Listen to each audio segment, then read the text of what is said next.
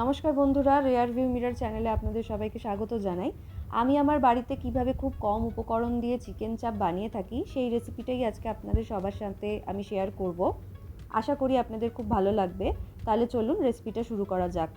আমি এখানে চিকেন নিয়েছি 500 গ্রাম, বোনলেস চিকেন নিয়েছি। আপনারা চাইলে হাড়ওয়ালা চিকেন নিতে পারেন। চিকেনটা ভালো করে ধুয়ে টুকরো করে কেটে রাখা আছে। নিয়েছি পোস্ত আর কাজু বাদাম বাটা, নিয়েছি অল্প পরিমাণ সর্ষে বাটা, নিয়েছি পেঁয়াজ, আদা, কাঁচা লঙ্কা আর রসুন বাটা। গুঁড়ো মশলার মধ্যে নিয়েছি আমি লবণ, চিনি, হলুদ আর গরম মশলা গুঁড়ো আর কাশ্মীরি লঙ্কা গুঁড়ো। প্রথমেই আমি সমস্ত গুঁড়ো মশলাগুলো চিকেনের মধ্যে দিয়ে দিলাম। তারপর আমি যে বাটা মশলাটা করে রেখেছিলাম সেটা হাফ দিলাম, আমার এতটা লাগবে না তাই জন্য। এবার আমি যে 1 টেবিল চামচের মতো সর্ষেটা বেটে রেখেছিলাম সেটা আমি দিয়ে দিলাম। তারপর আমি এখানে 2 টেবিল চামচ মতো পোস্ত আর 7-8টা কাজু একসাথে পেস্ট করে রেখেছিলাম সেটাও দিয়ে দিলাম। এবার আমি খুব হালকা হাতে চিকেনটাকে ম্যারিনেট করব। চিকেনটাকে ভালো করে ম্যারিনেট করে আমি প্রায় আধ ঘন্টা মতো রেখে দিয়েছিলাম। যত বেশি ম্যারিনেট করে চিকেনটাকে রাখা যাবে তত ভালো হবে চিকেন চাপের টেস্টটা। এই ম্যারিনেশনটাই হচ্ছে চিকেন চাপের আসল ম্যারিনেশন। আপনারা এই প্রসেসেই বাড়িতে অবশ্যই করবেন। খুব হালকা হাতে দেখুন আমি কিন্তু এখানে ম্যারিনেট করছি। আমি এখানে কোনো টক দই বা অন্য কোনো কিছু ব্যবহার করছি না। আপনারা যদি চান তাহলে ব্যবহার করতেই পারেন। অন্যদিকে আমি ইন্ডাকশানে ফ্রাইং প্যান বসিয়ে দিয়েছি। 1 টেবিল চামচ সাদা তেল দিয়েছি আর 1 টেবিল চামচ ঘি দিয়েছি।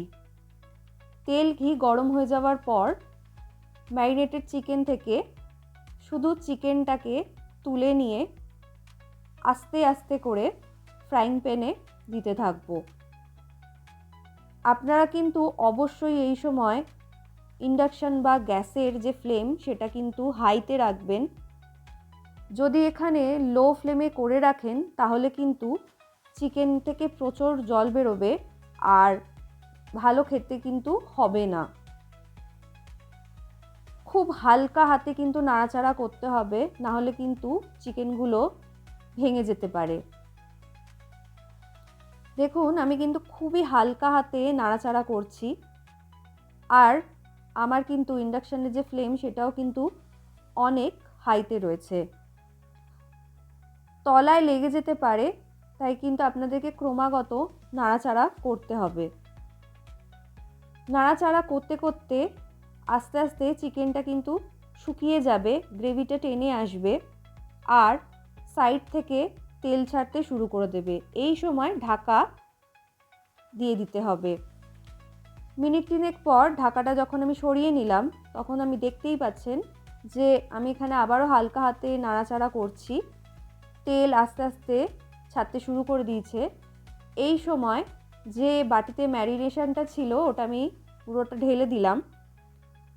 ঢেলে দেওয়ার পর আমি ম্যারিনেশনটা চিকেনের সাথে আবারও হালকা হাতে বেশ কিছুক্ষণ নাড়াচাড়া করতে থাকবো।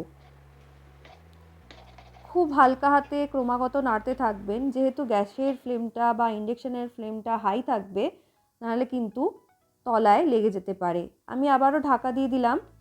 মিনিট 3 পর আবারও ঢাকাটা সরিয়ে দেখছি, তেল ছাড়তে শুরু করে দিয়েছে আর পুরো জলটা আমার শুকিয়ে গেছে চিকেন থেকে। আবারও আমি খুব ভালোভাবে হালকা হাতে নাড়াচাড়া করছি। বেশ কিছুক্ষণ পর আমি যে বাটিটা ম্যারিনেট করে রেখেছিলাম সেটাতে জল দিয়ে, আমি এখানে গরম জল ব্যবহার করছি, বাটিটা ধুয়ে জলটা দিয়ে দিলাম। ভালো করে আবারও আমি হালকা হাতে নাড়াচাড়া করছি। আপনারা কিন্তু এই সময় চাইলে একবার লবণটা চেক করে নিতেই পারেন। আমার আর দরকার পড়েনি তাই আমি আর কিছু অ্যাড করছি না। আপনাদের যদি প্রয়োজন হয় তাহলে আপনারা লবণ অ্যাড করে নিতে পারেন। আমি এখানে ঢাকা দিয়ে দিলাম। মিনিট 5 পর ঢাকা সরিয়ে আমি দেখতে পাচ্ছি যে গ্রেভিটা অনেকটাই শুকিয়ে এসছে। আপনারা যদি চান তাহলে আপনারা গ্রেভি বাড়াতে বা কমাতে পারেন। আমি বেশি চিকেন চাপে গ্রেভি পছন্দ করি না, তাই আমার জন্য এতটাই গ্রেভি ঠিক আছে। এর থেকে পাতলা আমি গ্রেভি করব না, তাই আমি এবার আবারও কিছুক্ষণ একটু নাড়াচাড়া করে মিশিয়ে দেব 1 চামচ কেওড়ার জল আর 1 চামচ গোলাপ জল। কেওড়ার জল আর গোলাপ জলটা মেশানোর পর আমি আর খুব বেশিক্ষণ এটাকে ফোটাবো না, ভালো করে ওপর নিচ করে মিশিয়ে নেব, যাতে চিকেন চাপের সমস্তটার মধ্যে গোলাপ জল আর কেওড়ার জলের গন্ধটা মিশে যায়।